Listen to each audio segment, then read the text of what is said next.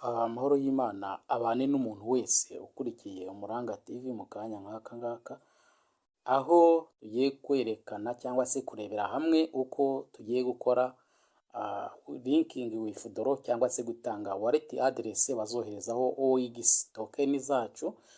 Muri makeya muzi ko mining ya OEX yatangiye tariki 13 z'ukwezi kwa kane muri 2023, yaje kurangira uyu munsi rero tariki 13 z'ukwezi kwa kane 2024, aho bari baravuze ko tuzayimayininga umwaka wose. Niko bigenze, nta n'isegonda ryigeze rirengaho. Mu kanya gashize rero bamaze gutanga uburyo ki turi buze gukora kulinkinga tugashyiramo wallet address bazoherezaho izo OEX twakoreye muri uwo mwaka wose.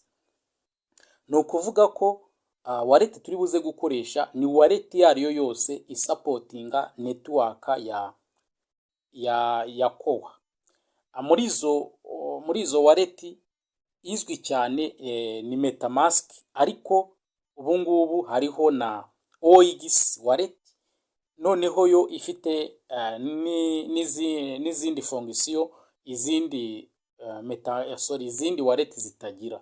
Yo yifitemo trading option. Iyo trading ni nkeya muri wallet zigiye zifite. Wallet zifite ni nkeya wazibara. Bivuze iki rero? Ni ukuvuga ngo niba dufitemo mainnet ya kowa muri wallet yariyo yose, ushobora kugenda ugafata wallet address ya kowa mw'iyo wallet, apana kuri exchange. Muri iyo wallet ntabwo ari exchange, urafata wallet. Iyo wallet address ya kowa uragenda uyishyire aho bayisaba muri app ya Satoshi. Nibyo rero tugiye gukora. Yewe ndifashisha metamask wallet kugira ngo mbereke urugero rw'ukuntu turi buze kubigenza. Impamvu mvuze ngo ufata wallet address yo muri wallet ni uko wallet address yo muri wallet aba ari imwe. Wajya muri metamask uzasanga wallet ari imwe, wajya muri trust wallet uzasanga wallet ari imwe, wallet yari yose uzajyamo uzasanga wallet address yayo ari imwe kuri coin kandi zose. Tugiye rero kubikora twihuse. Tugiye kubikora twihuse aho tugiye kujya muri metamask.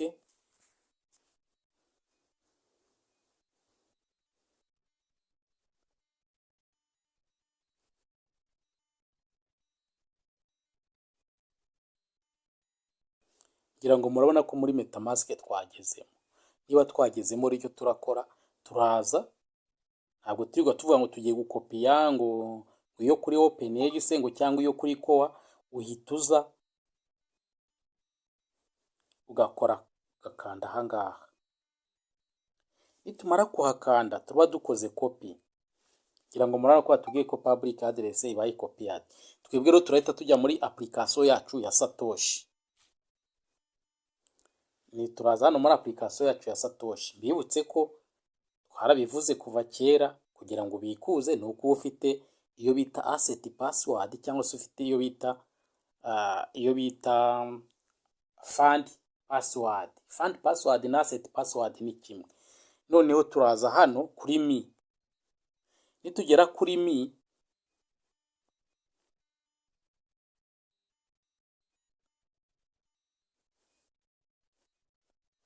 urabona twaje hano kuri mi, dukandaho. Turakandaho. Tumaze gukandaho, turaza hano kwa kano gafresh kano mu nguni.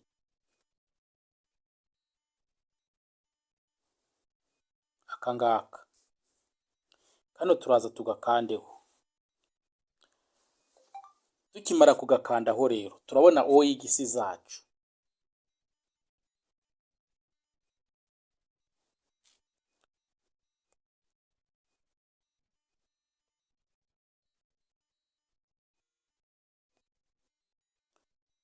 Tukimara kugakandaho, kari agafresh kacu, kano zino OEX zacu tuzikimara kuzikandaho, biraza kuriya.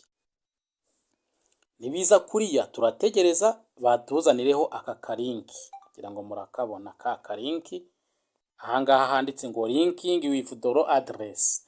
Turaza rero dukandeho, nidukandaho tuvuga ngo before linking please set the fund password. Hariya rero uragenda ukore fund password, numara kuyikora uze uyishyiremo. Numara kuyishyiramo turabona niyo banjyanye,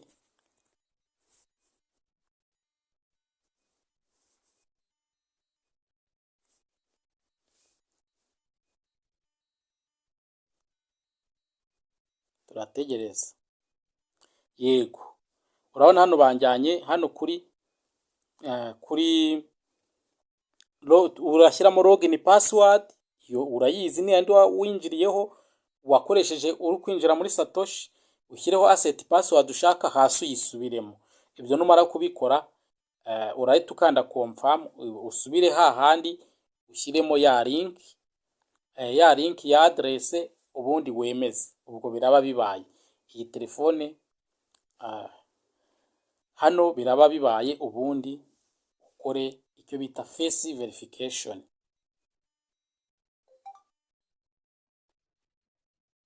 Ngira ngo umuntu wamaze gukora asset password nk'uko nabyerekanye, arahita akomeza noneho agaruke kuri igisize muri hangana connection ziragenda zanga, ariko birageraho biboneke.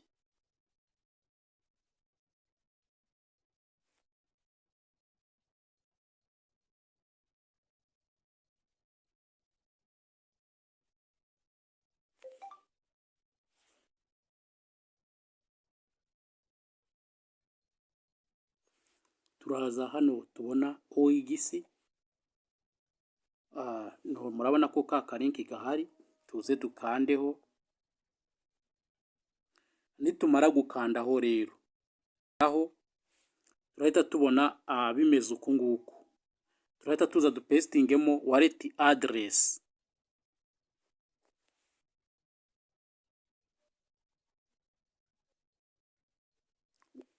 Wallet address ndayivana muri metamask, gusa ushatse wanayivana muri igisi, ariko ku bantu basanzwe bamenyereye metamask bakoresha metamask. Ku bantu bagiye kumayininga bwa mbere bakaba bafite igisi niyo bakoresha. Nge rero ndayivana muri metamask kugira ngo byorohe neza cyane. Impamvu mvuze metamask ni uko ushobora gufata ya metamask yawe ukayimportinga muri igisi, cyangwa se ugafata igisi ukayimportinga muri metamask. Ariko ahangaha nta ikintu kirenze kirimo. Icyiza ni uko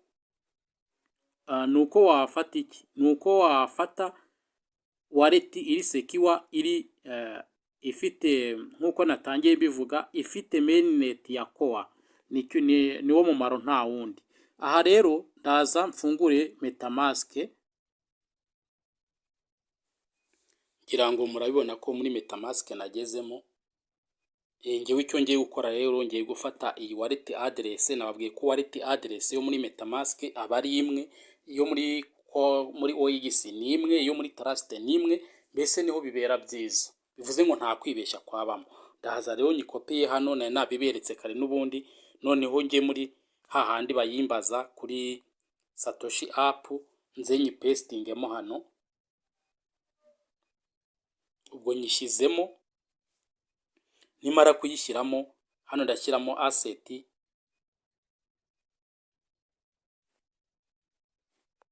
hano ndashyiramo asset password, ndashyiramo asset password. Aha nimara gushyiramo iyi asset password, ndakanda hano kuri igisi linking withdraw gutya. Noneho hano nkande confirm. Ngira ngo hano murabona ko bavuze ko code bayohereje hehe, muri email. Iyi code rero ndagenda nge muri email yanjye nyirebeyo.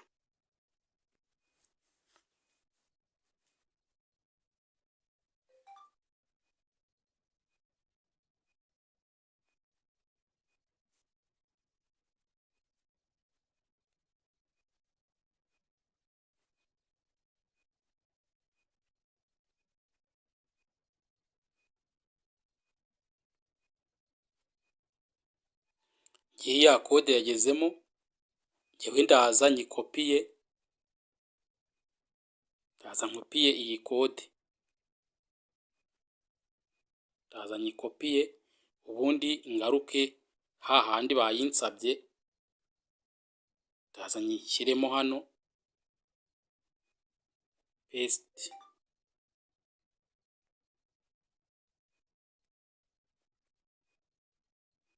yagezemo, ubundi nkande confirm. Nimara gukanda confirm, urabona ko bahise bambwira gukora iki, gukora icyo bita face verification. Aha rero wahageze uhita ukanda kuri start face verification, ubundi ugahita ukurikiza amabwiriza. Nahangaha ndagarukira, ntabwo ngiye guhita nkora face verification mubireba. Gusa muri face verification ikintu gishya ntaragenda nuko ugenda wumva ibyo bavuga. Iyo utabasha kubyumva, witegereza muri kamera ukareba ibyo bari kukubwira, ukakora akagabo kazamo kakayimaje kaba kakwereka, ubundi ibintu bikagenda neza cyane. Murakoze cyane abantu bakomeje babashije kumbaza inbox, ndumva mbashije kuba nabasubiza, ubundi mugire rero mubikuze, ibindi ntaho ubutaha.